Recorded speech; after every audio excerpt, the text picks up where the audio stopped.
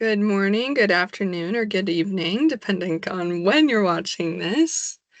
Today, creating safety and trust, our trauma-informed support workshop.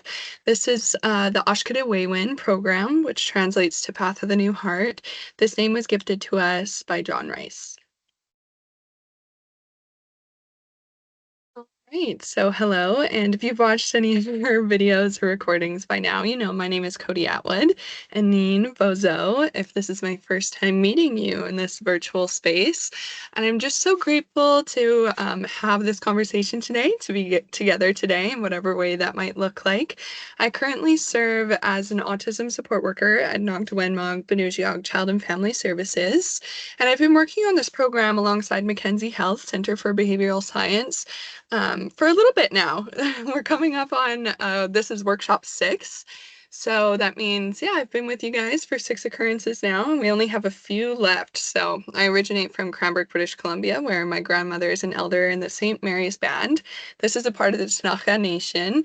And yeah, this nation is very vast, very large. It spans over 30,000 square kilometers from Windermere to the Tobacco Plains in Elmo, Montana. And with that, I'll pass it over to my friend Karina. Thank you, Cody. Hello, everyone. My name is Karina Safi. I'm a behavioral consultant. We recently changed the titles. It's a program consultant now, so I get those little hiccups all the time. So yeah, I'm a program consultant with Mackenzie Health. I'm working for behavioral department for quite a few years now, and am currently a part of this beautiful project. I'm very grateful to you for joining us. Thank you. Begrudge. So we're gonna hop on over past our housekeeping today and right into the agenda where we're gonna obviously start off with our opening song and smudge. From there, we're gonna jump into trauma. We're gonna define trauma and the intergenerational impacts as well. We're gonna introduce that trauma-informed care principle through a culturally grounded lens. And we really want to empower caregivers with those practical strategies to reduce re-traumatization and promote resilience. From there, we're going to hop into our elder teaching and Indigenous knowledge. We're really going to highlight those Indigenous protective factors. And then we're going to get into takeaways and closing. So hopefully we're going to be able to foster that good collaboration between us workers, care providers, and caregivers too. So this is our song. First, I'm gonna light our smudge here. So I have this very dainty, very cute little smudge shell today. I have some tobacco in it. I have some sage, and I really just am gonna light this with the intention of gratitude today. You know, I'm feeling very thankful for a lot of the things in my life, a lot of what creation has provided us as people, right? And that's kind of what's connected to this song too, how we thank the fish for the sacrifice of themselves. So I'm just feeling gracious gratitude. Look at that. Perfect. And if you have your medicines with you today, I recommend that, you light them. And if not, a virtual smudge does wonders too.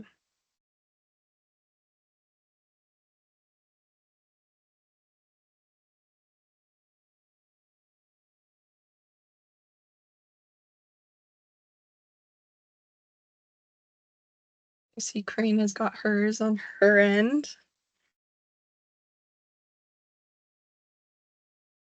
When I smudge my mouth, I'm thinking of the words that I want to say today, and I'm gonna let Creator and our ancestors, join this conversation. As we know, tobacco is one of the things that calls out to our relations, to join these conversations, to be with us in this space, and find gratitude and thankfulness for them too. All right, so our song. This is the fish song. The fish song was written by Margaret Newton. I'm a very big fan of her work. She wanted to capture the sacrifice that her fish have made for so long now, since the beginning of creation, right? Since we've been here from pre-colonial times to now. So this song really embodies the serenity of the shoreline as it was before industry and capitalism and colonization. And the curators of the song, the ones who requested Margaret Newton to sing it, and to write it, wanted something that might have been sung 500 years ago by the people of the Mississaugas culture.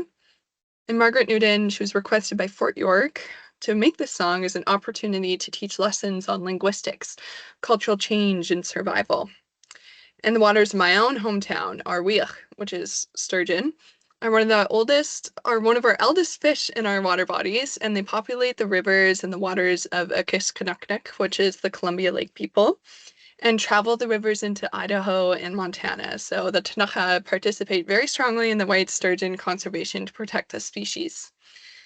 And with that, I'm just going to change my microphone very quickly so you guys can hear me. I'm also currently in the process of moving, so that means that I don't have access to some of the tools that I normally have access to. So today we're going to be very traditional with our with our clapping as we sing. And the song is actually not normally sung with a drum. It's typically sung with a shaker. Um, if you have this on you today and you want to add some background for my for my vocals, then please do. But yeah, just get going here. Okay.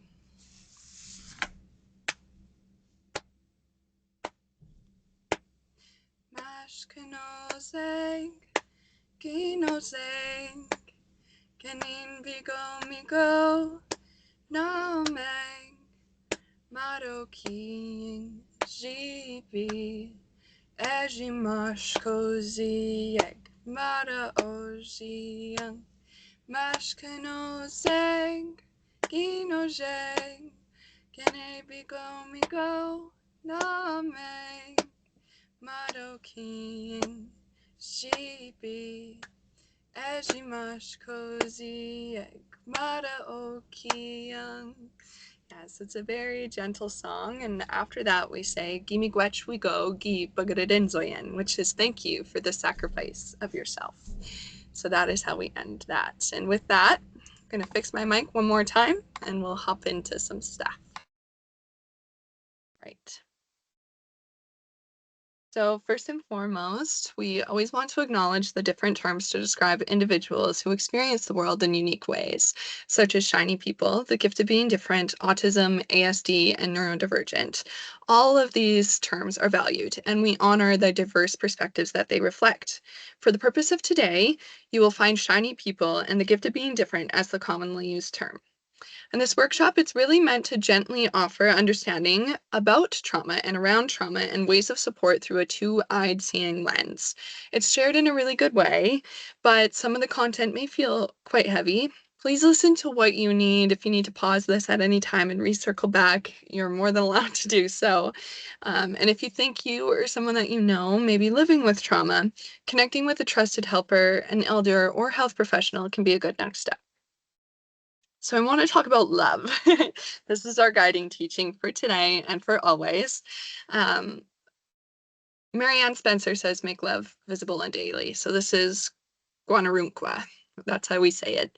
And this is the love that just, it binds us to one another. It's not just a feeling, and it's not something that we just save for those special moments. It's a daily practice. It's a responsibility, a medicine, one that we owe ourselves to walk with our best intentions. We owe love to ourselves and to others around us. It's a responsibility, right? Love, in this way, is the softness of our voice when a child is struggling. It's in the way that we wait without rushing. It's in the consistency of showing up, which we're going to dive into more later. And love is really made felt on top of also being said. So for children, especially those who move through the world different, love must be made clear, embodied, and repeated. This should be made visible and alive every day. So let's carry that teaching with us as we talk about trauma, healing, and tending to the fire within each child. So you see that I have here, mind me, I have something in my eyeball. You see that I have this painting here. This was by Jackie Traverse, and she's a First Nations Ojibwe painter. And this was taken from the Davik Gallery. So love, it soars like an eagle. There's amazing lines in this artistry with amazing colors, beautiful colors that really make the eagle's feathers pop. And you can see the warm sunsetting colors in the background, which really represents that warmth that we feel with love. So Zagidawin, this is one of our 7 grandfather teachings. And it's represented by the eagle because he has the strength to carry all of the teachings. The eagle has the ability to fly the highest and closest to the creator, but also has the sight to see from very far distances, different ways of being, different ways of living.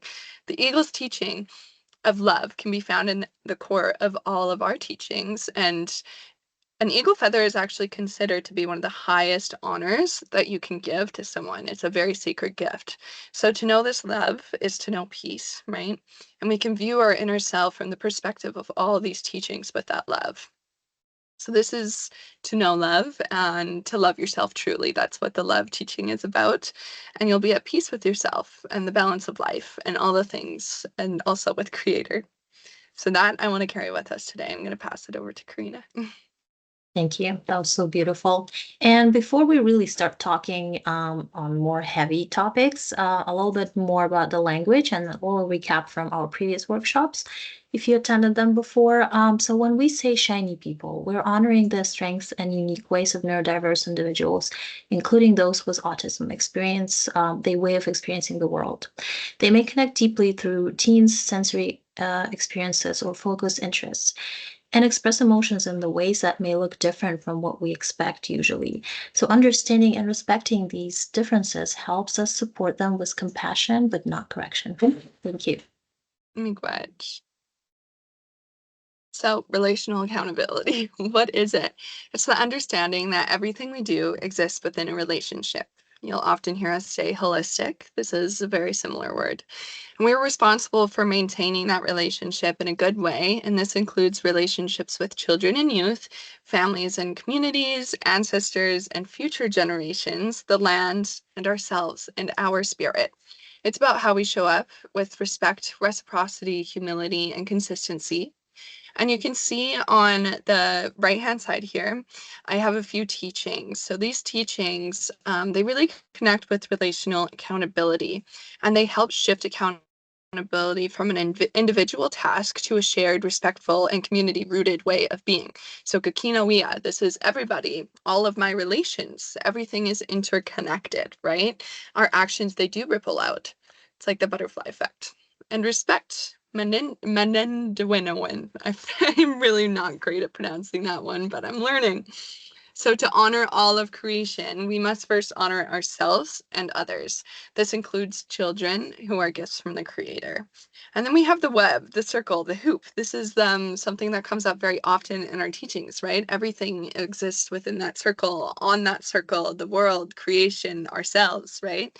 Life is not linear, but it's circular. So the child doesn't exist at a bottom of a hierarchy, but rather on the center in the circle of life. So how does this apply to the caregiving role? Well, we're responsible to the child's spirit.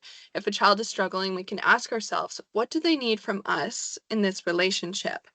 We can show up with consistency. When we show up again and again, even if it's hard, we're involving those resources, right? So if we are struggling, that doesn't mean we have to do it alone. That means that we can rely on our circle of care, the people who we can lean on, and the resources that we know to help us when our path is difficult. Children and youth should share their own stories when they can, right? If we're trusted with their stories, then we should handle them with care. And we can include the land and the spirit in our caregiving, right? So we're accountable to the places and the energies that help us raise our children. This might look like smudging before difficult conversations, offering tobacco when asking for guidance, or walking with the child on the land. Those are just a few simple things, but we're going to dive into a bunch of them soon. Thank you. Yeah. So, what is trauma? So, generally, trauma is an event or series of events that has lasting harmful effect on person's mind, body, and spirit. And everyone experiences these events differently. And on the slide, you can see some of the examples: abuse, loss, violence. So, some of the examples of those traumatic events that can leave the mark on your mind, body, and spirit, right? And for Indigenous communities, of course, intergenerational trauma from residential school and colonization is a big piece as well. And I believe we're going to talk about it a bit later.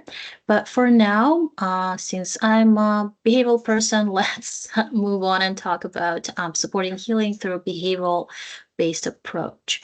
So this slide is discussing trauma through behavioral approach using applied behavioral science or applied behavioral analyses, or in short, ABA. We love our abbreviations. So, ABA is a way of understanding behavior and gently teaching new skills by noticing what a person needs, what helps them feel safe, and what supports their growth. So, first of all, trauma is a learning experience when we talk about it through behavioral approach, right? From a behavioral perspective, trauma can be seen as a learning history shaped by aversive or simply speaking negative or distressing events. So when someone experiences trauma, the environment may have taught them certain responses to survive or cope, like avoiding specific people, avoiding places or situations that might feel traumatic or dangerous. For example, if a child was yelled at during group activities, they might in the future avoid or protest those settings, even though now they might be safe for them, right? Because of this learning experience. Next, behavior is communication. Behaviors that may seem challenging or unexpected are often communicative responses to past experiences. A person may have learned that certain behaviors help them escape harm or gain comfort. These behaviors may also indicate child's need for help. For example, a child who experienced neglect might show high attention seeking behavior, and usually it does sound like a negative, it has a negative connotation. However, it can be just, their form of safety, feeling safety, right? So that might be their way of communicating, I need my safe space, my safe place. Moving on. So the role of reinforcement in trauma-informed applied behavioral analysis is crucial to identify what is maintaining a behavior without reinforcing fear or distress. So reinforcers should be safe, predictable, and supportive. Never cursive, never punishing. And I believe we will be talking a little bit more about those, but yeah. Avoiding re-traumatization. ABA strategies must be delivered in a way that avoid replicating past harm. Really, any strategies, not just ABA, right? So this means using compassion, using consent-based approaches, allowing choices and control, and respecting the individual space. So every time, as a professional, I come, to support a family or a client, I always make sure to ask myself, is this an intervention safe? Is it supportive? Is it responsive to the person's history, to this client's history, to this family's history? And I always encourage the families I work with to ask the same questions, right? Because having a professional that is having some sort of educational background doesn't necessarily 100% mean that they do everything correctly. So make sure to ask those questions as caregivers or if you're supporting someone, some other families. Sorry. Next, building safe learning environment. Again, trauma-informed ABA focuses on creating environments where individuals feel safe, supported, and able to learn new helpful skills. That might include predictable routines, visual supports, gentle translations or transitions, patience with trust building. Last but not least, emphasizing regulation and connection. Before teaching new skills, we focus on co-regulation, building relationships, and helping individuals feel safe in their body and environment. Skills like identifying emotions, using calming strategies, and asking for breaks, those skills are often foundational. Thank you, Oh, and thanks, probably Karina. I'm just curious, would you like to talk about what reinforcers are now, or would you like to do that later? that's Like, a what great question. exactly would a reinforcer I be? keep forgetting to talk about those reinforcers. I'm so used to everyone around me knowing. Thank you for a reminder. Yeah, so I had a good explanation and I forgot it this time, so I'm gonna just use whatever whatever comes into mind right now. So in simple terms, reinforcement is something that makes the behavior that you would like to see more likely to happen again. And usually the term that is used is the reward, but I had a better word and I forgot. So let's use the reward, right? So in practice, it can look like a cookie or praise, verbal praise, right? Basically, whatever brings joy, safety, and feeling of safety and comfort to your child, something that they really prefer.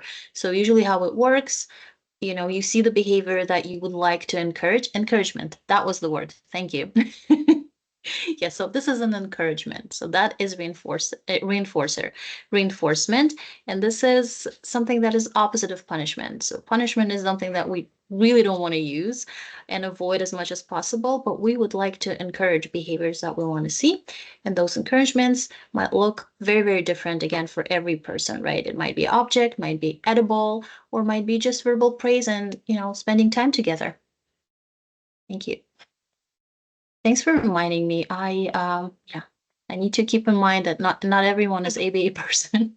That's all right. Yeah, so I think, is this you or is this me? How does It's trauma me. show up? Okay, It's still English. me. So, whoever's watching it, it's still me. You're gonna have to bear with me. Thank you.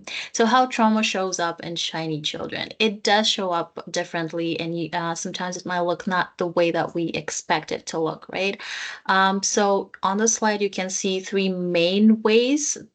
There's many, many, many, many different ways, but three main ways it might look, and we have those beautiful picture. So first is withdrawal. Think of turtle, right? When turtle is feeling not very safe, they take their little head inside their shell, little house, and that is how some of our shiny children might behave, right? They may shut down, avoid eye contact, seem overly compliant, or fear taking risks.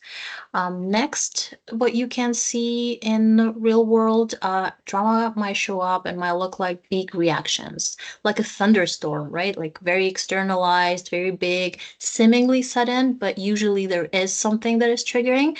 So sudden outburst, irritability, or trouble calming down, that might be a signal of distress or maybe signal for you that, oh, something traumatic or maybe something reminded of that traumatic experience. Next one, repetitive movements, like a river, right? The river can be so different. It can just flow. Sometimes it can just be faster, slower. So increased some behaviors like stimming, hand flapping, or inconsistency, that might be like water, right? It might be a signal to that maybe it's a signal of trauma somewhere there in the environment.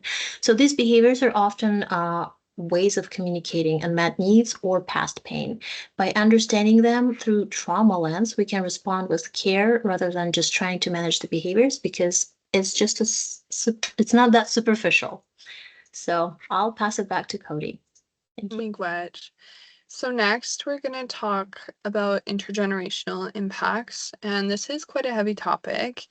But before we continue, I really do want to take a moment to speak to something that lives underneath a lot of what we were talking about today. So we want to acknowledge that intergenerational trauma is deep, and it's a complex part of many people's and many families' stories. And we're not going to be able to explore it in full today because we wouldn't do it justice with the time that we have. It's important, though, that we name it, right? This is just one thread of our conversation, but it deserves so much more than that, which is why I'm going to be mentioning some websites that you're going to be able to access at a later time. And these resources will be relating to the learning of history of Indigenous peoples in Canada and the impacts of colonization to do the justice that it deserves, that I won't be able to do in the time that we have.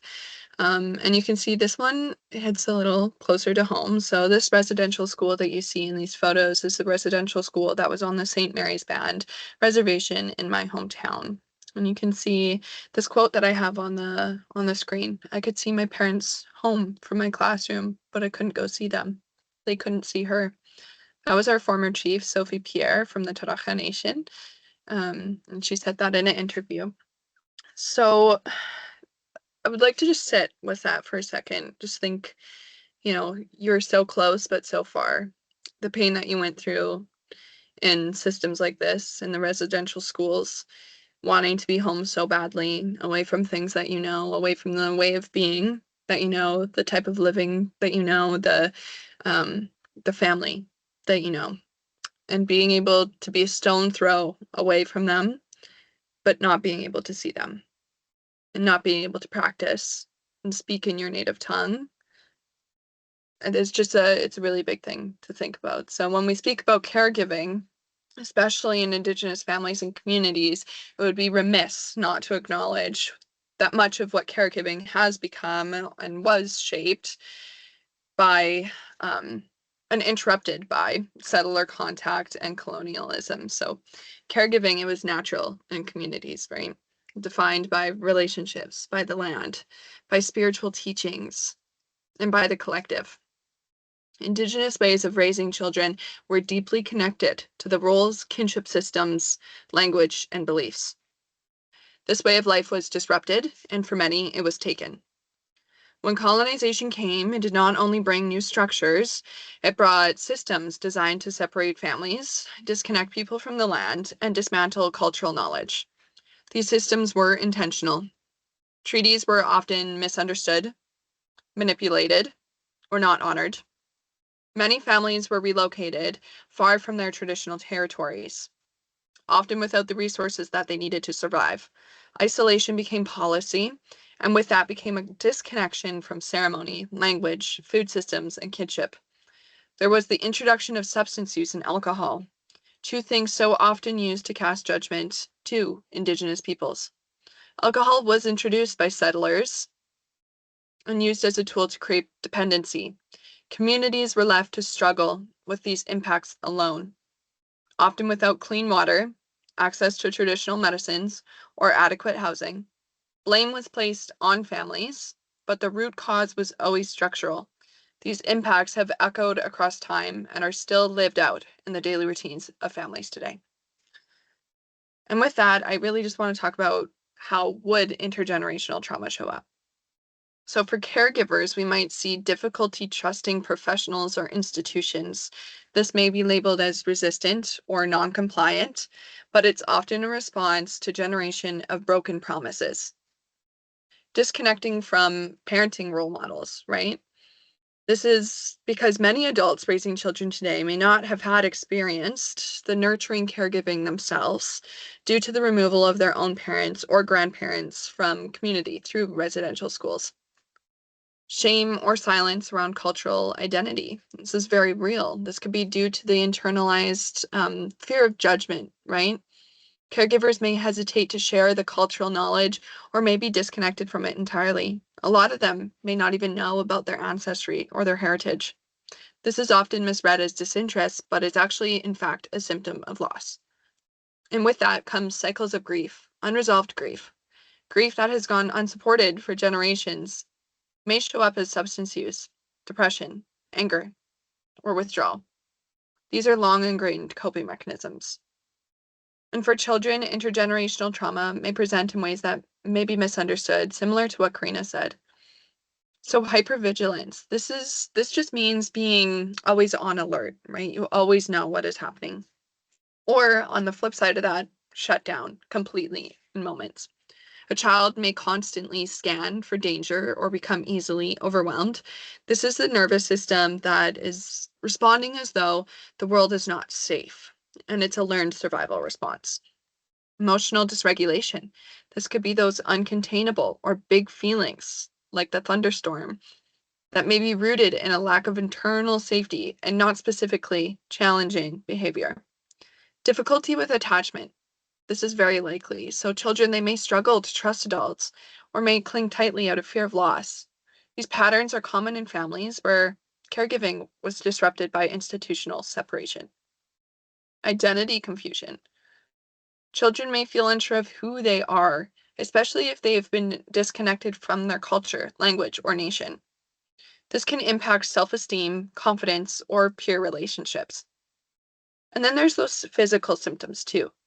So this might be the sweaty palms, the stomach aches, the headaches, the tense shoulders, the tense muscles, those things that are showing up in a child who might otherwise be functioning really well. And it could be an antecedent to something like going to school even. There's that stomach ache that pops up all the time, right? So these patterns, they're supported in research and developmental trauma. The work of scholars like Dr. Gaber Mate and Dr. Bruce Perry highlights how trauma can be passed down, not just through experience, but through brain development, stress responses, and nervous system regulation. These responses are not always permanent, right? So when children and caregivers are met with compassion, that consistency, that cultural connection, healing can really begin. It can take place there. It can lay the roots. Regulation becomes possible, identity becomes rooted, and relationships begin to feel safe again. So while trauma may be passed down through generations, right? I want to remind you that so is strength, so is love, and so is knowledge. With that, I kind of want to talk about shaping the child's world. So during our live sessions, I asked a question. Is power inherent in the caregiving role? I'd like you to pause here for just 1 second and think about this to yourself. Okay. So power in caregiving is the ability to shape how a child experiences safety, love, discipline, identity, and belonging. So, yes, power is inherent, right? But it is what we do with it. So, it can show up in decision making, right? Who decides what the child needs? Authority, who is listened to or believed when speaking about the child? Narrative, who tells the story of the child's behavior, gifts, and identity? Trusted adults can help create the conditions for their voice to be heard by listening deeply, advocating with the child, and protecting their truth from being reshaped by systems. Advocating with the child, right? With, alongside the child. Whenever possible, the child should tell their own story if they have the ability to do so in their own way and in their own time. So there's also unseen advantages in caregiving. These advantages are things that shape the experience of how caregiving takes place, right? This is what it can look like. So that could be having access to services that affirm your worldview or language, being able to speak to professionals without fear of judgment or surveillance, knowing that if your child struggles, they won't be seen as less than, being treated as a capable, loving parent by default.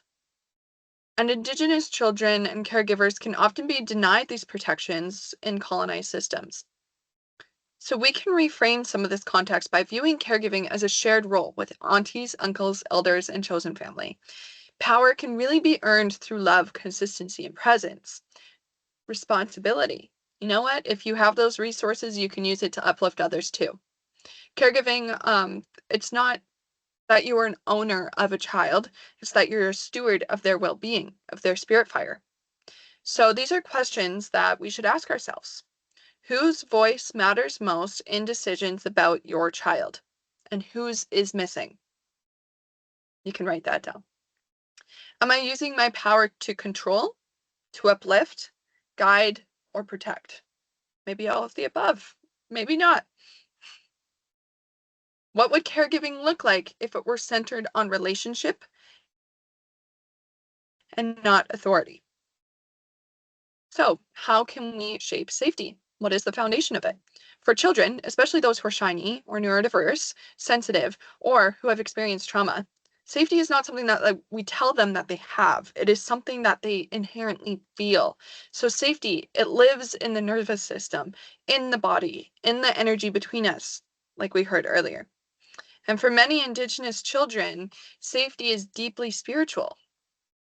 It comes from knowing that they're not alone, that they're held in love, that their way of being in the world is not just tolerated but honored. We often think of safety in terms of food, shelter, and routine. Yes, these are necessary and they are foundational. But on a deeper level, children feel safe when their caregivers offer them presence, consistency, and love. Presence is about more than being in the room. It's about being with the child, not hovering, not fixing, just being there in that presence with that energy. When a child is dysregulated, hiding, overwhelmed, or shut down, our calm, grounded presence tells them, you don't have to move faster than you're ready. I am here. I am not leaving. This kind of presence can speak louder than any words. Consistency. It builds trust over time. When a child's world is unpredictable, whether from past trauma or the overwhelming nature of a sensory rich environment, even small routines can become lifelines. Consistency is about being emotionally reliable. It's in the caregiver who responds with the same calmness today as they did yesterday. The predictable rhythm after lunch when the child knows that they'll have headphones and quiet time. Their big feelings won't lead to punishment, but rather to support. And then there's that love, that guiding teaching of today, the medicine that holds everything together. Love is not something that we earn, it is a natural law. It is a force, a thread that binds all of our relations. Children feel love as a presence that surrounds them, not a reward for good behavior. Love shows up in the soft eyes, the warm tones, and patient hands. It says, "You're safe, even now. You are sacred, even when you're struggling." When presence, consistency, and love come together, they form the foundation of a child's healing. These aren't extras, these are medicine. You say to your child in an unspoken way, "You are safe, you are worthy, you belong here, just as you are." Language. So this is probably something we can ask the audience and pause, right? Absolutely. Thank you, Cody. Yeah, as Cody said, what safety truly means for a child goes much, much deeper than just absence of physical danger. And normally in live presentation, we would have a little discussion here, inviting you answer this question. But I invite you to maybe pause, take a moment to to contemplate, to think about this. What does safety feel, sound, look like for your child, the child you know, or maybe for yourself? And as an example, I can provide you some of the answers we had. For example, feel. How does safety feel for a child? It might feel like a soft blanket, or as a hug. Hug might give this sense of safety, right? A sound. It's particular person's calm voice, right? Or some noises outside of the favorite place, like outside of the window, right? How it might look.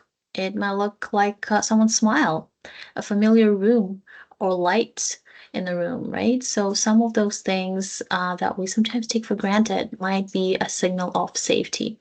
So I invite you to take a second or a few seconds and think about it. And when we are back, when you're back, we're going to talk a little bit more about safety and shiny children. Thank you. Yeah. So many shiny, diverse kids experience the world with heightened sensitivity, especially when dealing with stress or trauma. Simple steps like sticking to routines, using clear communication, and creating visual supportive environment can make a big difference in helping them feel calm, confident, and connected. And you can see it on our slide of some of the examples. Yeah, and opposite to that, things that might disrupt safety. On this slide, you can see some of the common things that can make shiny children feel unsafe. It's not always about big traumas, right? Sometimes it's just unpredictability or sensory overwhelm, because we know some of them they strive in the routine and the predictability. So not having it might be uncomfortable to the point of, having a traumatic experience. So recognizing these triggers helps us adults adjust our approach, prevent escalations, and show kids we are there to support them, which is very, very important. And safety goes hand in hand with trust. Trust is another foundational piece of every relationship, especially when working with shiny children who may have experienced trauma or disruption in their care. In applied behavior analysis, we understand that behavior is shaped by the environment. So when we create predictable, safe, and consistent environments, we help build trust and reduce uncertainty, which can often be a source of stress or fear and lead to trauma. From two-eyed seeing perspective, we honor both clinical understanding and cultural knowledge. Trust is not just about behavior; it's about spirit, connection, and safety. So here, when we talk about being consistent, we mean showing up in ways that let the child know that they can count on us. And again, it may look so different for every family, for every child. Might look like sticking to the routine, following through on what we say, or offering gentle reassurance when child is upset. But listening, not just the words, but their actions and moments of silence, we're offering a safe space for children, providing an opportunity for child's voice to be heard. Respecting boundaries and being honest, even when things are hard, teaches them that relationships can be safe and nurturing. So saying that no, it's okay. It might be unpleasant, but if you come from a place of love, it's going to be a valuable lesson, right? Gentleness and love. So, in both Western and Indigenous views, trust is something earned through relationships. As helpers, caregivers, or educators, we plant seeds of trust through each caring, consistent interaction. And a reminder, it's okay if you make mistakes. Trying again shows you care and still helps build the trust. So, mistakes are just natural part of the learning. Thank you. Miigwech. All right, so that brings us to Hilton King's video, The Impact of Colonization of Indigenous Family Systems.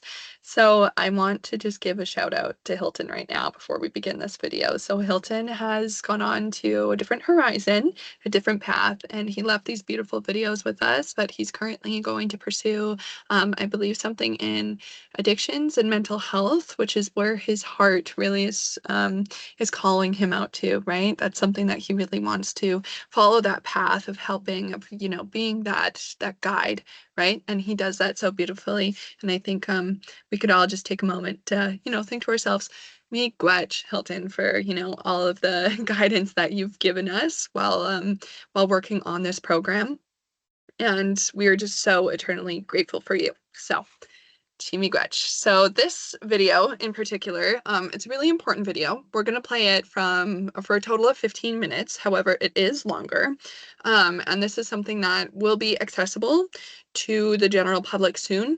That's something that we are working on. But if you do, if by the time that these come out and they're not available, you could always email our general information, the general contact tab, when you look it up online. Just look up our agency, click contact now, ask for this video. All right, let me open it up really quickly for you guys if you do not mind me.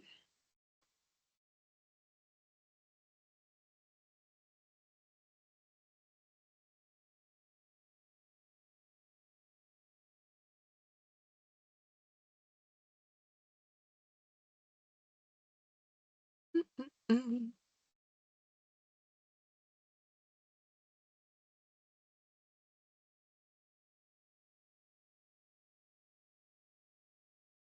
Oh, there we go. Okay.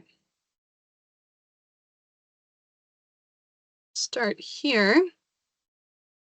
And for the purpose of today, I'm going to turn off my camera so that we have good Wi-Fi while you guys watch this. Sorry. Just, Oh, yeah, okay. it's coming up. Okay. I was like, no, it's not sharing. Here, it's good. Hey, let me know if you can hear it, Karina. Being impacted by Yeah, perfect. Christianity, All right. impacted by the assimilation process. Like not me personally, but my ancestors have experienced that.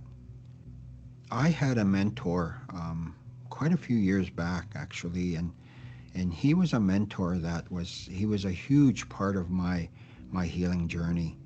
And I really want to acknowledge him now. And his name is Dr. Robert Antone Bunn.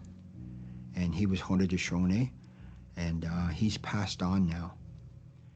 But I entered a program, over 25 years ago. That's when my education started. And I didn't mention this before, but I started out with a grade 8 education when I began to look at my life. I had a grade 8 education because when I got to high school, um, I just didn't do well there. It's not that I didn't know how to do it. I realize now the whole things around some of the things I experienced as a young man, young boy, really impacted on how I was learning. So when I was in high school, I was there till I was in grade 11, but I didn't, of course, stay. I think I went maybe couple months grade 9, couple months grade 10, couple months grade 11. I think one of the years I got expelled, just from not going, and I didn't feel comfortable there, and I really couldn't explain it at the time. But now I look back and what I've learned about colonization and the impacts. As I was mentioning, Robert Anton coined the term ethno-stress, which, like, I think he said it's like I like the part where he said it's a disruption to the Aboriginal spirit. But now, at that time, sorry, they said it was a clash of two cultures. But as we know today, and some of the work that's being done by our scholars and who have been doing it for years, 30, 40 years, our educators have been doing a lot of research around, the colonial impact of Indigenous people. And I want to acknowledge them too, for the work they're doing. And I know it's a lot of work, that they do. And so when I was in this program with Bob Antone, Jim Dumont, one of my teachers, uh, he was in it was a program they started. It was called Tending the Fire. It was called Tending the Fire program, and that program was designed to work with men who basically have been impacted by colonization, because I mentioned at one point that we're all socialized to be a certain way, and without the culture, um, that way wasn't the best as family providers, which is part of our role. If we look at the teachings, our role as a man is to be a protector and a provider. And that's what this program talked about. It talked about how are we going to support our communities, our families, our nation in a good way. So the Tending the Fire program was a program that helped me personally and academically, because I had to begin from scratch. I had to go back. I had to get my GED because, as I mentioned, I only had a grade 8. I went back, I got my GED, and then from there, that's how I got into the SSW program in out of Loyalist College, which was being delivered at Kikiwanakin, a healing lodge where Jim was the ED, and no, sorry, Jim was a helper there. He was the elder, and Bob was the ED there. So they developed this program for men, specifically for Indigenous men. And there was Haudenosaunee men there, Indigenous, like Ojibwe men. I think there was just the two of us. There wasn't no Innu, but there was just the two of us, Haudenosaunee and Ojibwe. So, and this is where I heard that term, because that was one of the readings, one of the curriculum was around ethno-stress. And I could understand it at the time, where it says the clash of two cultures. And but as we went along, I completed that program. So I started my SSW, and I completed that. I ended up working there at the lodge. It was a healing lodge that did a lot of good work. It worked with communities from Northern Ontario, Southern Ontario, you name it. There was people coming to that program. And so I did my tenure there, I guess you could say. And being involved in another program with FNTI, it was suggested I go on to my bachelor's, which I did. I went on to my bachelor's, and all this time thinking, do I really deserve this? Am I very capable of doing this type of work? Because to me, it was always intimidating because of how I was brought up and what I was learning from society, that, Indigenous people aren't the smartest people, and so this is what I learned about myself. And so when somebody suggested, why don't you uh, do your bachelor's? and social work. And so, again, I questioned myself, but I did, and that program was so invigorating for me because it was all done on the land. It was all done in a way that connected me back to the land. We made bows right from scratch. There was a couple gentlemen from Tuscarora who had they did this program. They did a bow making program. We did everything from shaving our bows to straightening the arrows to making the fletchings. Um, there was fire teachings in there. We were making our strikers for fires. There's so many things we did in that program, and that's what grounded me. And really, that's what grounded me in my work as a helper, because all my education has been culturally motivated, like right up to my master's.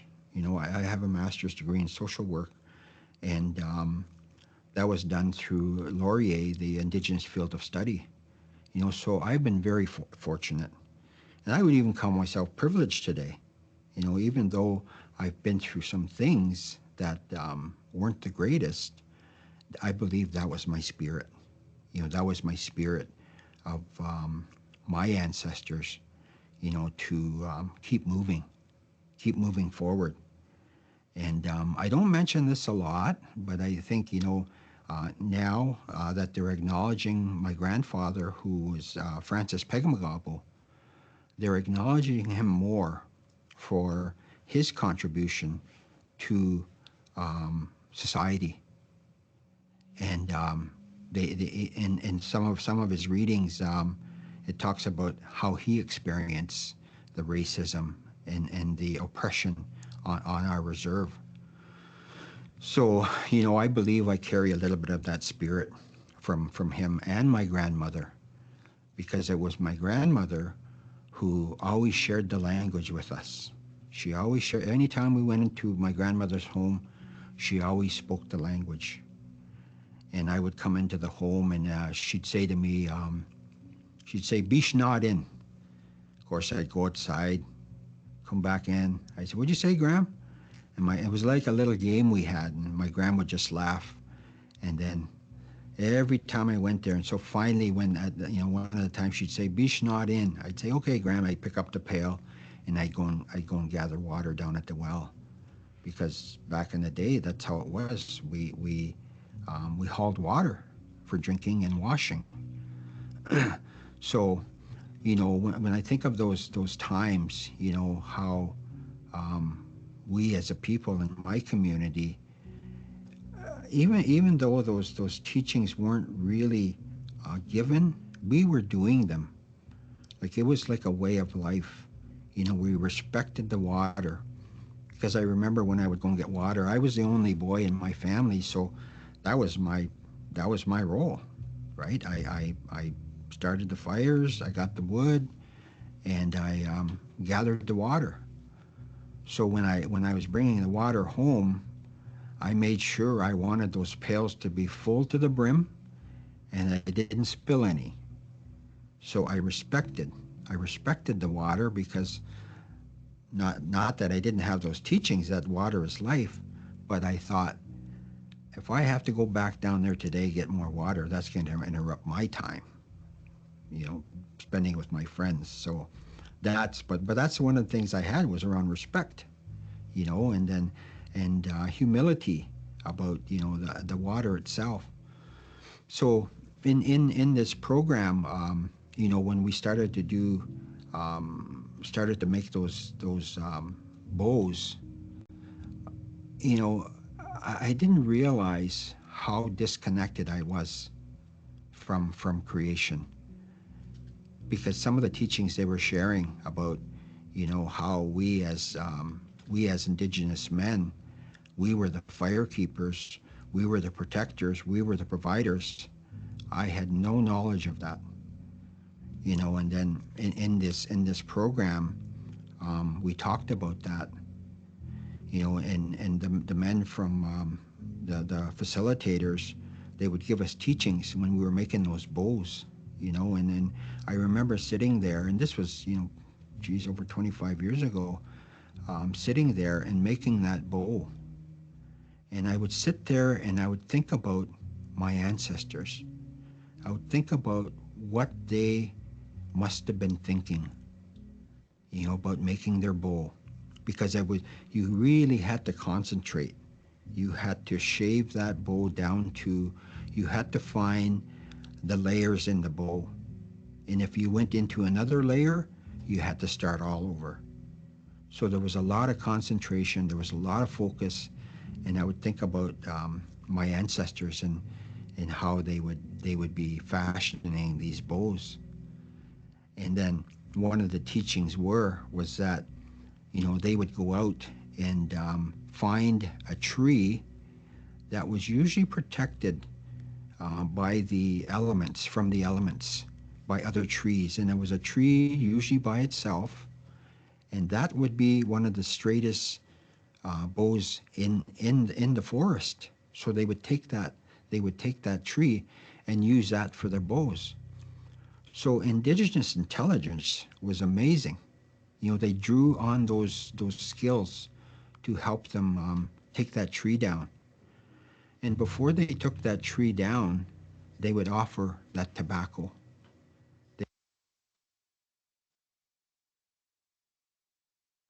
I think that's a good place to pause because it really reminded me, Hilton's teaching there, about what we began with, which was the relational accountability, right? And how everything exists within a relationship and exists within creation, right? And we really should be respectful of all of those systems of what creation has given us. And I think it connects back to our song too, just to thank everything for its sacrifice, right? So he has a really good way of saying these things, and I miss him already, and I know he's doing some great, beautiful things. But I know we always have these videos to rely back to, and I'm forever grateful for that. So I'm just going to try to get started again here without having to make your head spin. So let me just give me a second here.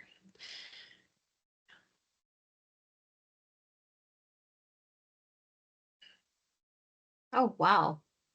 Yep. Right on the slide.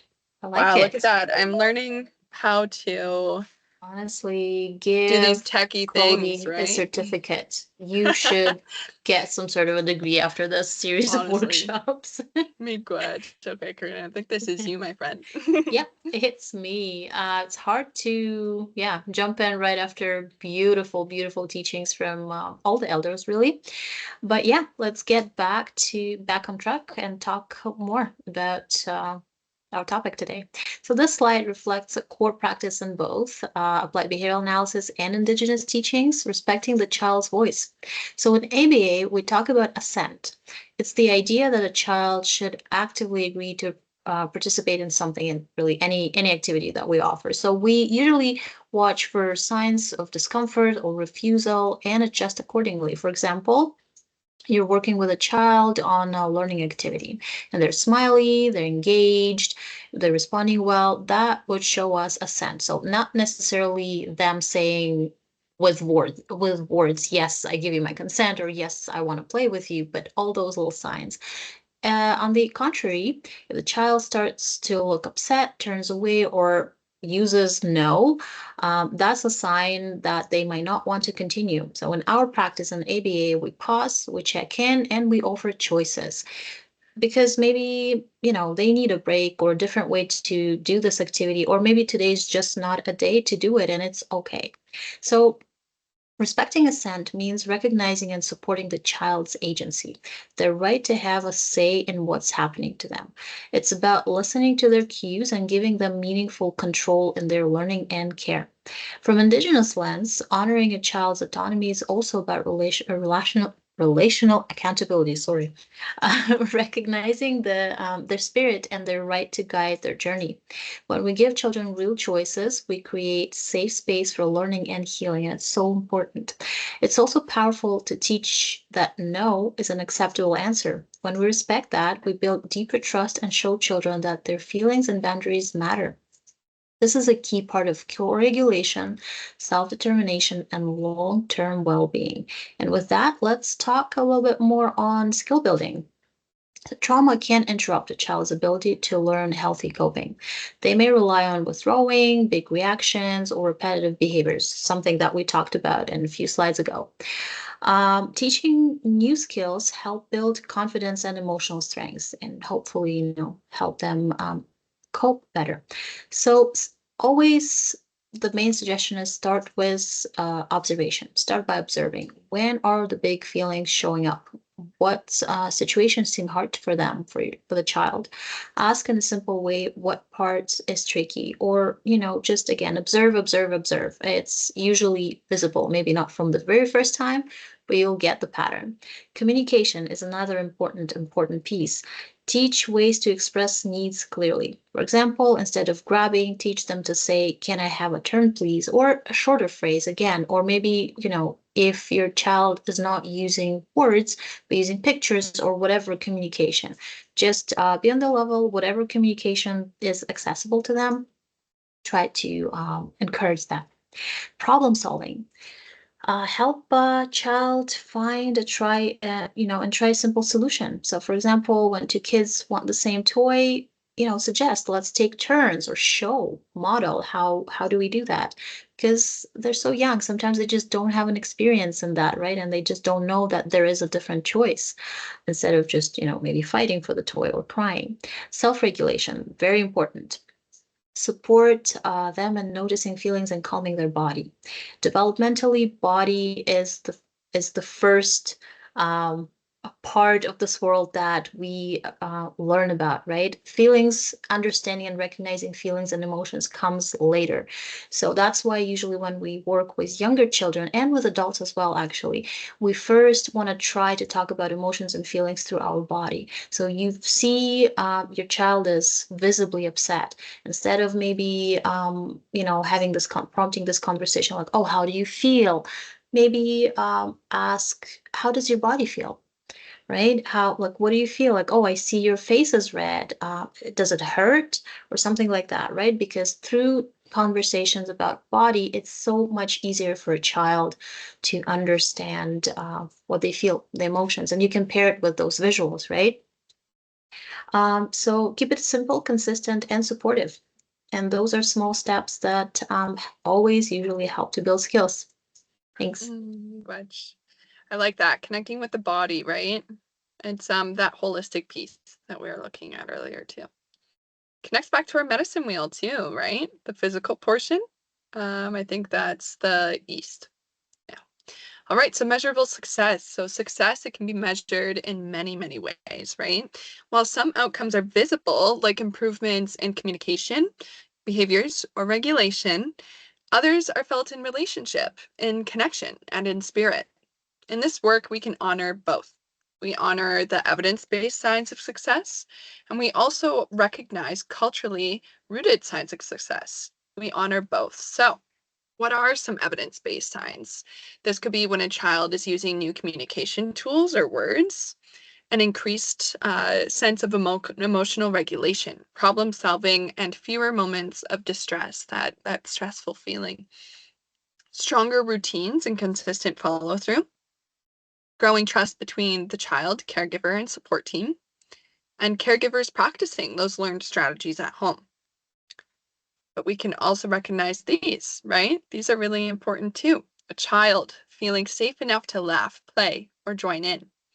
Families reconnecting with culture, language, or ceremony. The return of that calm feeling, that hope or curiosity in the child's presence. The use of teachings, bundles, or land-based items in daily care. A caregiver beginning to walk their own path, working towards balance on their medicine wheel. Success is not just one definition. It is a weaving of both worlds, evidence and spirit, outcome and meaning, growing together in support of a child's wellness. So that's you again, Karina. Yes, me again. Sorry, guys. I know I'm talking a lot, seems like. But yeah, responding to big, big feelings. We kept talking about it. Let's talk about it a little bit more. So when responding to big emotions, it's important to first focus on what the child is trying to communicate. Communication, again, is so, so important. Often these emotions can be an expression of unmet needs or a reaction to overwhelming feelings. Instead of jumping to the punishment, we need to offer support, show empathy, and help them feel heard. Because remember, it's more than just behavior. So, yeah, use proactive strategies such as teaching new skills for emotional regulation, changing the environment to create a calmer space, and providing choices to empower the child. This gives them a sense of control over the situation, which is the key for their development and emotional growth, right? It's another very good learning opportunity. Punishment. Let's talk about this a little bit. Punishment, while it may seem like a quick fix, it can actually escalate behaviors, damage relationships, and fail to teach the child how to cope in a healthier way. Instead, reinforce positive behaviors. Reinforce mean encourage, right? Encourage those positive behaviors that help the child learn how to manage their emotions and interact appropriately. Always keep in mind that trauma-informed care prioritizes healing through understanding, connection, and skill development. It is important to clarify, though, that avoiding punishment doesn't mean avoiding accountability. For example, from the behavioral lens, in ABA, we focus on using natural and logical consequences, ones that help children learn from their actions in a way that is respectful, supportive, and safe. Punishment often focuses on control and can harm relationships or increase distress. Consequences, on the other hand, are about helping a child understand impact and learn new, more helpful ways to act. And we're not saying let your kids do whatever they want. We're saying let's teach and guide through connection, consistency, and compassion so they feel safe enough to grow and change. And yeah, so maybe we can move to the next one. Thank you. Healing through connection. Connection is so important. So part of it is co-regulation. Co-regulation is crucial in the healing process. It's not just about the individual managing their own emotions, but also about connecting with others to provide support and balance. In the context of trauma, caregivers and children can help each other manage overwhelming emotions. When caregivers offer their calming presence, it's encouraging for emotional regulation in the child. In both ABA and Indigenous perspectives, both of those perspectives, they recognize the importance of relationships and healing. When caregivers model calmness and offer a secure environment, it promotes safety and stability. Storytelling to restore belonging. Another important piece. Storytelling is a vital way to restore a sense of belonging. By sharing stories, especially cultural or personal narratives, we help children feel connected to their tools, identity, and community. In Indigenous practices, storytelling is not just about passing knowledge. It's a way of healing, preserving traditions, and fostering a sense of purpose. It helps individuals understand their place in the world and their connection to others. In ABA, from a behavioral perspective, storytelling can also serve as a therapeutic tool, and we actually use it quite often. You might hear a term social stories. That's essentially what it is. It's storytelling. It can help children express their emotions, process complex feelings, and make sense of their experiences in a way that is relatable and safe. Relatable and safe. I am struggling with some words today. In both Indigenous and ABA practices, storytelling is an essential tool for emotional and social growth. Finally, nature. Nature, another very important and pleasant piece of this topic. Nature is such a powerful tool for grounding and emotional regulation. Whether it's walking outside, sitting by a body of water, or spending time in woods, nature offers a natural form of healing. In Indigenous communities, spending time in nature is deeply rooted in cultural practices, and it's considered a spiritual and healing activity. Time on the land can offer restoration and peace, which also has benefits in supporting emotional balance. In ABA, again, in behavioral practices, we can incorporate nature-based activities into a child's routine, especially if it's something that they like and enjoy doing. Whether it's a sensory break outdoors or moments of calm in a natural environment, nature helps soothe the nervous system and provides regulations. Thank you.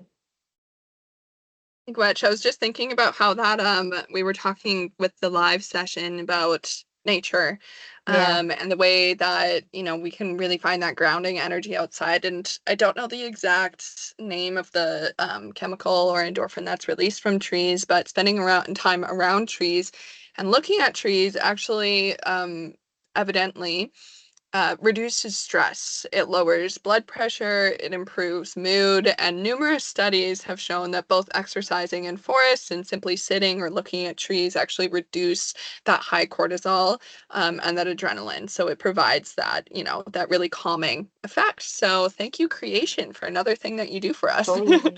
I know. All right, so the two-row wampum Kaswinta. So this is a teaching that I heard through Marianne Spencer that has guided relationships for generations. It's the story of the two-row wampum. It's a sacred agreement between nations and a reminder of how we move through the world with our original instructions. So the belt, it shows two rows of purple beads. The color is kind of washed out in this image, but those are purple beads. And one row, it carries and represents the canoe, carrying Indigenous people, the laws, the ways of knowing, families, and children.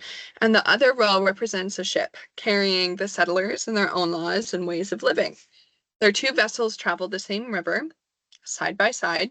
They do not interfere with one another. Instead, they move together with peace, friendship, and respect. This is about relationship, this teaching. This is about walking beside one another without trying to control or change the other. And this speaks directly to how we can support children and families today.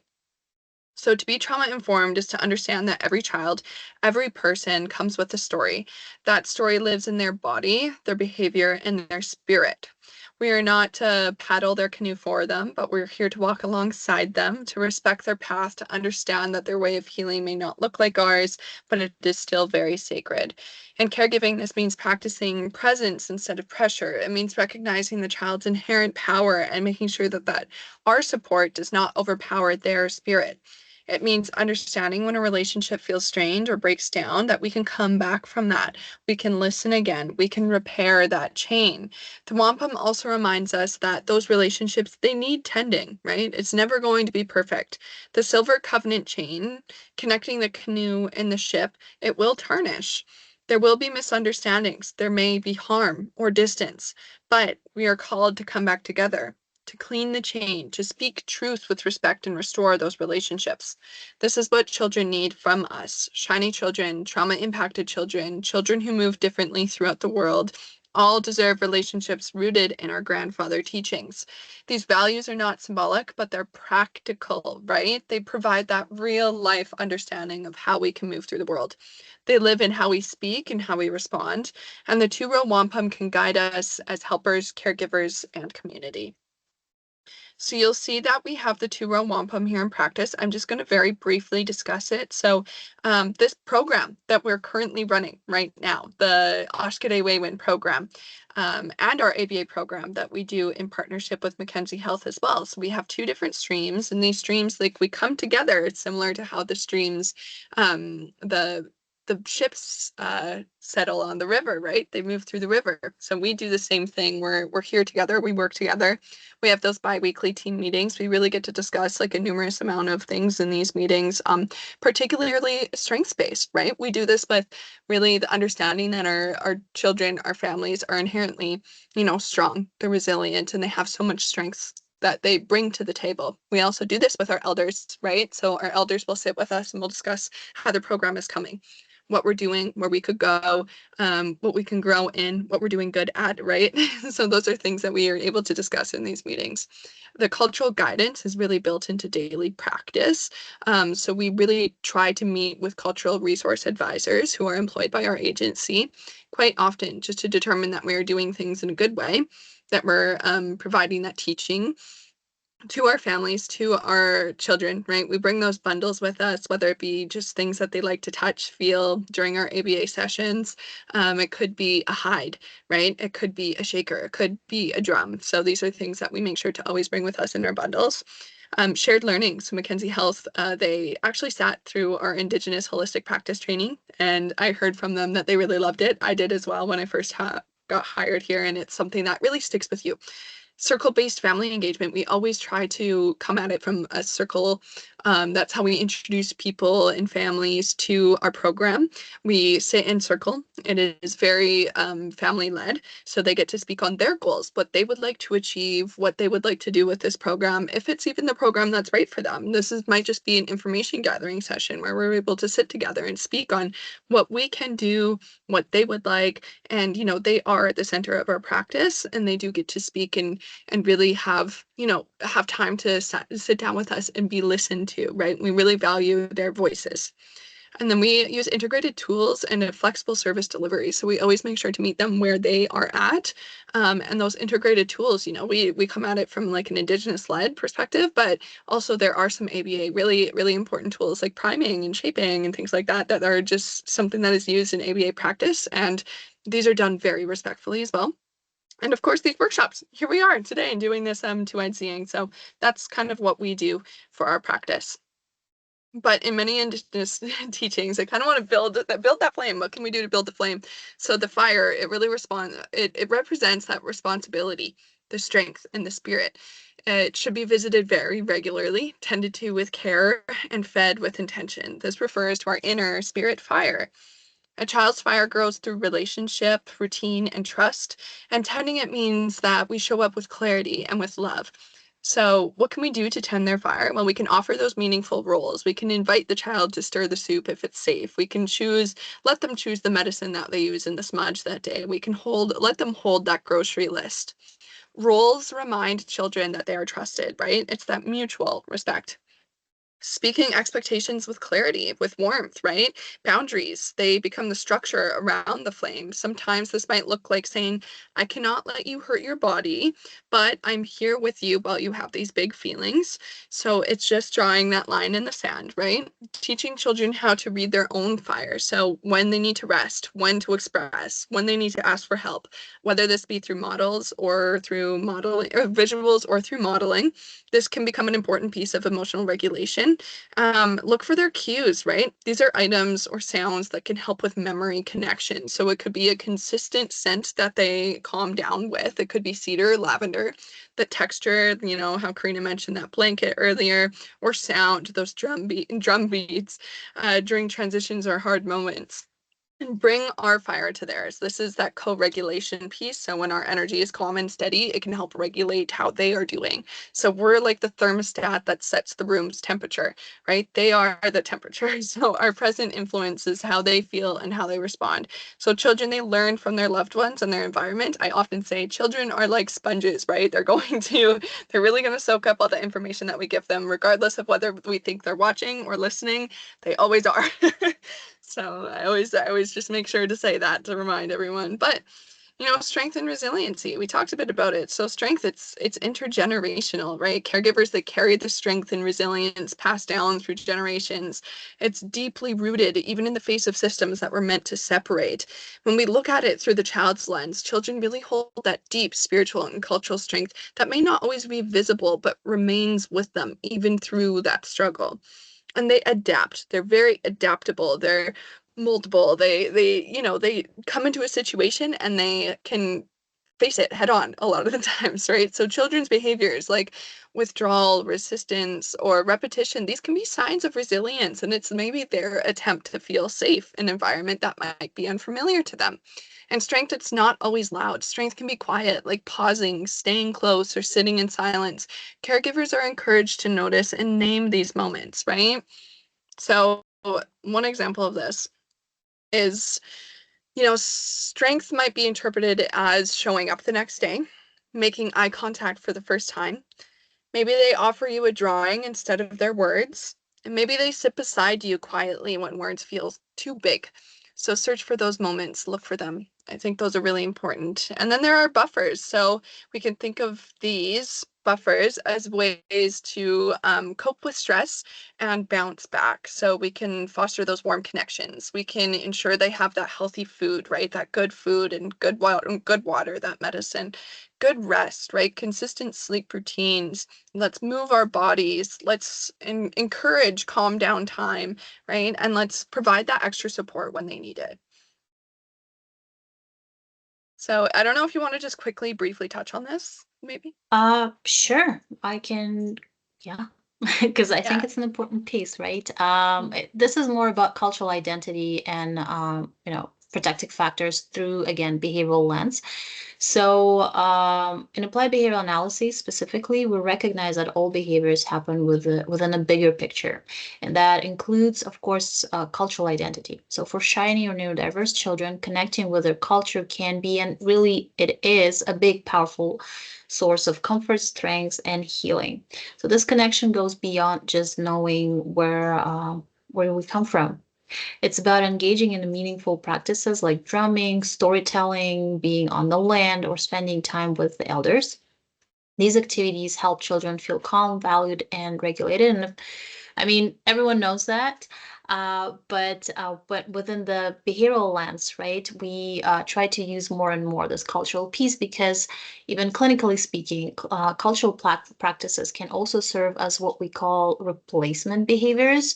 Those are the behaviors that give children healthier, more effective ways to meet their needs. So, for example, instead of what we call acting out, um, when overwhelmed, a child might learn to seek comfort in nature or rhyming through drumming. So these are natural, culturally rooted, culturally appropriate ways to self-regulate and feel safe.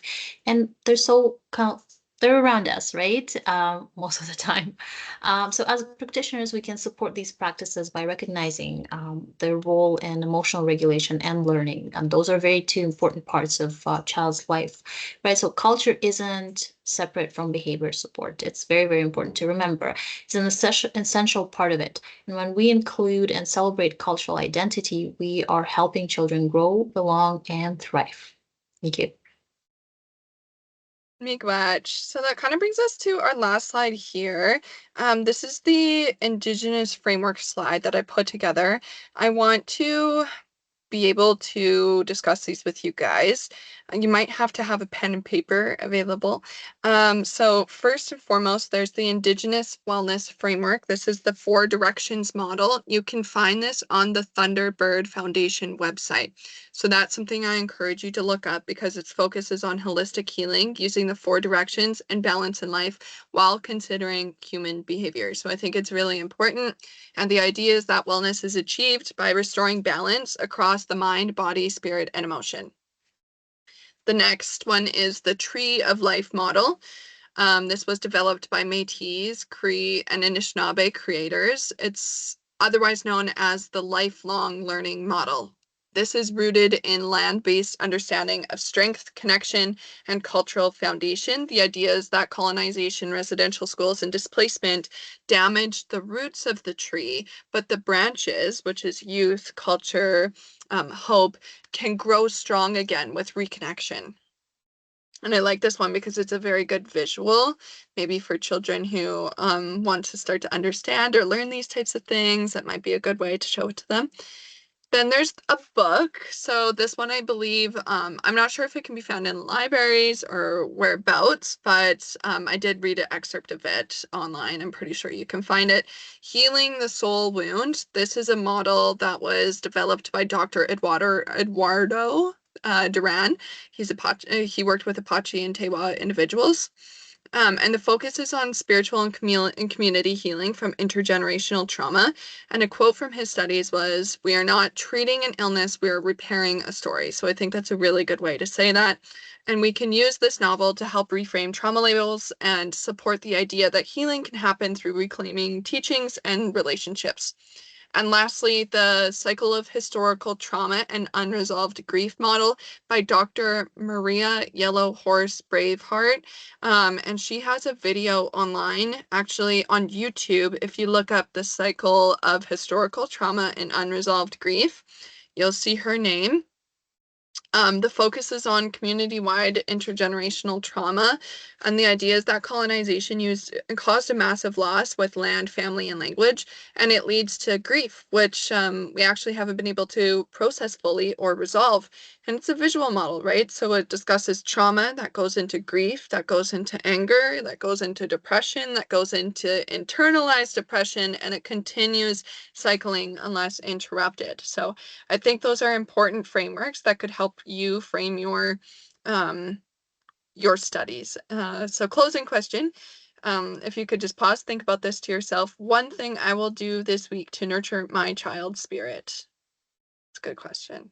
I like that. So these are our resources. So Indigenous Services Canada, the Ontario region, they can provide information on accessing federally funded programs. The friendship centers, I always refer people back to their local friendship centers because they're going to have a lot of information for you, a wide variety of culturally relevant programs and services. Even discussion on intergenerational factors too. Like you can connect with someone that you might be struggling with, or maybe you're struggling within yourself and there are some effects in your family that you would like to resolve. These are places that you can go to discuss that, intergenerational trauma. The Hope for Wellness hotline and the helpline. These offer immediate, culturally competent mental health counseling and crisis intervention for all Indigenous peoples across Canada. And yeah, they have multiple different languages available too. So, pen and paper, the White Bison. These are healing resources, and I worked with them in a program before at my previous position, and it offers so many different healing resources, even youth groups. They have a directory where you can look at local White Bison groups near you. There's probably chapters near you. They're all across Canada, all across America too, I believe, and even some virtual groups as well. So I think they're really fantastic, and they focus on the intergenerational historical trauma piece. And then there's the National Center for Truth and Reconciliation. This one's really important. It really highlights a lot of more, I suppose, modern things that discuss what we are doing now to ensure reconciliation. And like Karina had mentioned to me earlier, reconciliation. I like that. It kind of speaks on, what we can do, what we should do to ensure that we are staying true to this act. And then there's the Indigenous Cultural Safety Collaborative Learning Series. That one's a big one. But this is home to so many different wonderful webinars that have discussion on um, really large topics that need a lot of time to discuss, right? A lot of time to go over, and they do a really good job at explaining, at going into questions, and yeah, I just really enjoyed watching a few of them.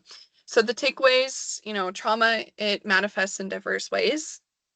Challenging behavior, it's often communication. And we say this quite a lot. So, all behavior is communication. Attend to the need and not just the behavior. So that's looking at it from a holistic perspective on the medicine wheel. What is the child? What is the person lacking right now? Where are they out of balance in? And then once we achieve that balance, that's typically when we see behavior come to, a more, come to a less frequent response.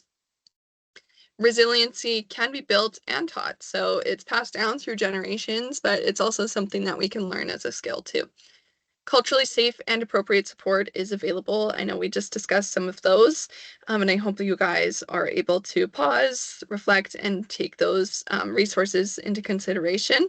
If if anything, you can always reach out to our info line on Dnaagdawenmag, Binnoojiiyag Child and Family Services. You can just look that up in your as you can see here, the Binnoojiiyag.ca on the corner here. So if you go to that website, you can hit contact us and you can get in contact with one of us about these. So this is our schedule. The next one that we're presenting will be the justice system, what caregivers should know. These will be available online soon. So please, please, please go and rate our performance today, I suppose you could say. So you can screenshot this slide, take a photo of it, or look up the SurveyMonkey with that link there. I hope that you're able to, reflect on the experience that you had today listening to us. And I'm very appreciative of everyone just spending time with us, right? But in order to grow, in order to learn, there are things that, we would like to hear from you, right? We want to always be doing this in the best way possible. So we'd hope that you would take a moment to reflect. It's anonymous, takes 1 minute, and yeah, we would just really appreciate it. So these are our references. And I'm sure you guys do have questions, but I hope we're able to cover some of it. So Chimigwech, appreciate it. And we say Bama Pete, right? Thank you, everyone. Yes, thank you. Miigwech.